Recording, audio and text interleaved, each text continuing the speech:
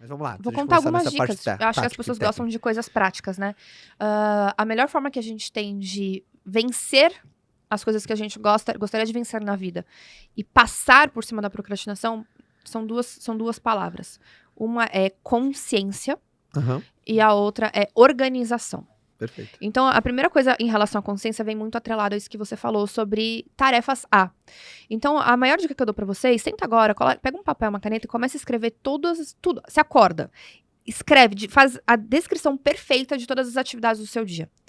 E começa depois que você fizer exatamente tudo, olha para suas atividades e se faz uma pergunta. Dentro dos pilares da sua vida, seja ele saúde, espiritual, seus relacionamentos, a sua parte financeira, se você tivesse só 30 minutos do seu dia, da sua vida, para você fazer uma tarefa relacionada àquele pilar, qual tarefa seria?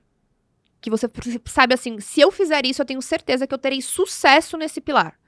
Então, na minha saúde, eu vou investir 15 minutos na minha alimentação, 15 minutos descendo e subindo escada, porque eu tenho 30 minutos. Com o meu marido, 30 minutos, o que eu vou fazer? Vou fazer ali, 29 minutos de romance e 1 minuto de, sei lá, qualquer outra coisa.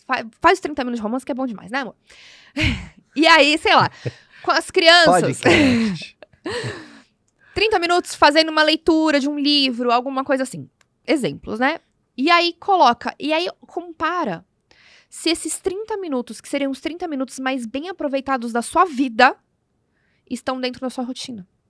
Porque as pessoas perguntam assim, cada vez mais parece que a gente tem menos tempo e mais coisa pra fazer. Como que a gente dá conta de tudo? E eu falo, o segredo da vida não é você dar conta de tudo, mas é você dar conta das coisas que mais importam.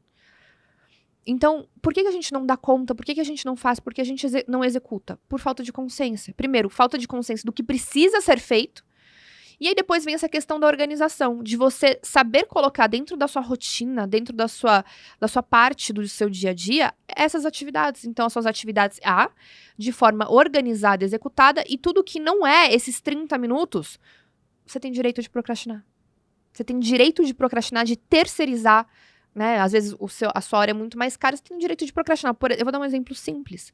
Quanto custa hoje eu ir ao mercado? Eu terceirizo o mercado, eu entro lá no negócio online, deixo lá registrado a minha compra mensal e entrega. Às vezes eu abro mão de a escolha não vir perfeita, às vezes eu abro mão da fruta não ser a fruta que eu escolheria, às vezes vem alguma coisa errada, mas eu consigo investir esse tempo em alguma outra coisa que é muito mais importante dentro da minha rotina. Sim. Então, você ter consciência do que precisa ser feito. E aí, você coloca dentro da organização. E eu vou contar pra vocês que eu já contei, mas eu vou reforçar. Eu tenho uma regra comigo mesmo. O papel, ele aceita tudo, né? Uhum. A nossa agenda aceita tudo. Sim. Então, eu posso colocar tudo o que eu quiser dentro da minha agenda. Verdade. E a gente, né, cada vez com a agenda mais atordoada, com muito mais coisa, a gente atola a agenda até o talo. E eu percebia que eu era muito boa de preencher a agenda, mas eu não era boa de cumprir a agenda. Eu vinha desmarcando as coisas durante a semana. Chegava no final da semana, eu começava a semana com uma agenda cheia, eu terminava a agenda com uma agenda que não foi realizada. E eu coloquei uma regra comigo mesma. Eu só tenho direito a remarcar 2 coisas dentro da minha agenda. Por que você acha que você remarcava? Ansiedade de achar que eu precisava dar conta de tudo e também vinha com a questão da clareza, de não saber direcionar direito a minha energia e o meu foco em relação às coisas.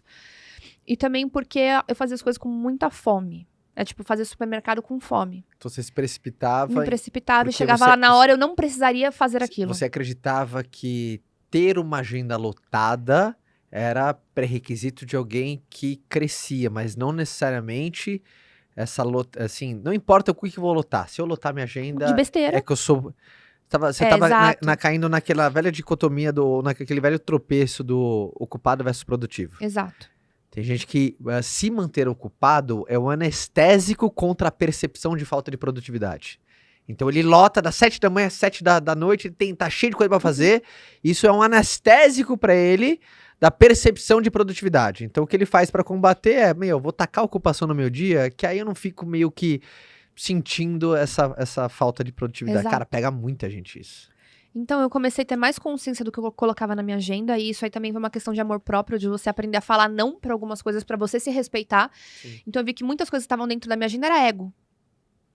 e não necessariamente eram coisas que realmente precisariam estar ali.